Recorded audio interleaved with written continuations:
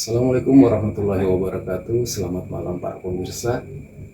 Kesadaran demokrasi merupakan salah satu kunci untuk membangun sebuah demokrasi di negeri kita ini. Apa yang menjadi salah satu faktor pendukung untuk mencapai sebuah kesadaran demokrasi bisa tercapai di lingkungan tempat tinggal kita?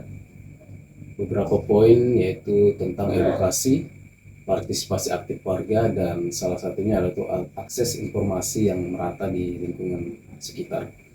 Jika semua kunci tersebut telah tercapai, maka tujuan untuk mencapai sebuah kesadaran demokrasi bisa tercapai di lingkungan kita atau di negara kita ini.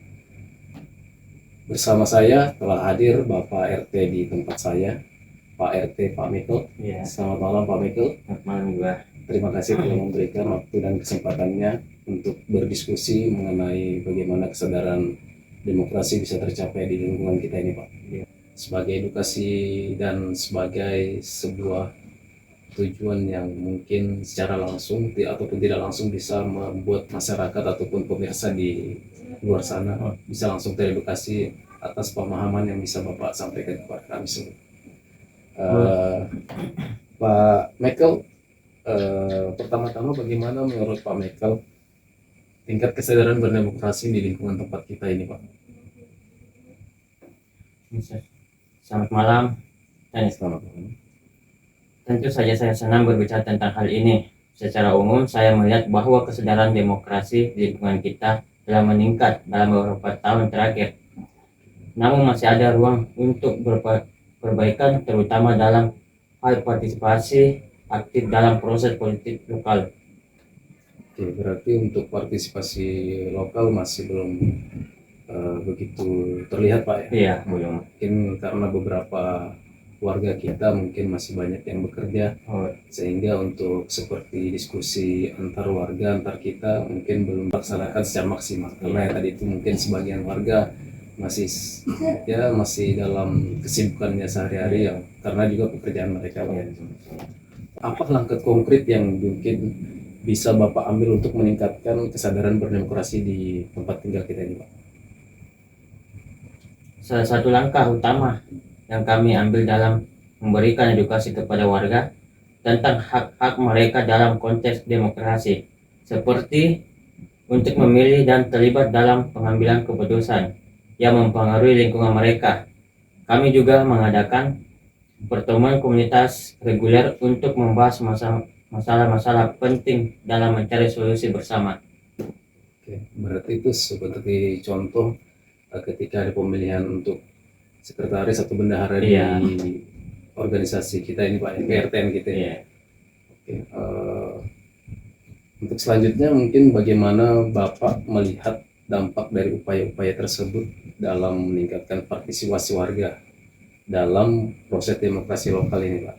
Seperti contoh yang tadi Bapak sampaikan, untuk partisipasi aktif kan di lingkungan kita ini masih belum begitu terlihat. Untuk meningkatkan upaya-upaya tersebut, apa yang bisa kita lakukan yang sudah terlihat di lingkungan kita ini, Pak?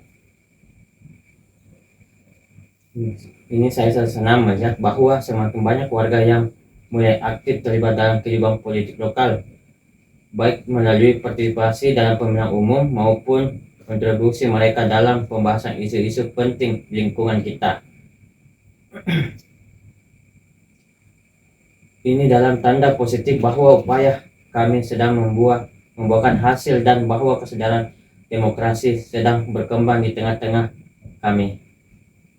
Berarti sudah semakin banyak warga yang mulai ikut berpartisipasi, Pak? Iya, semakin banyak ya.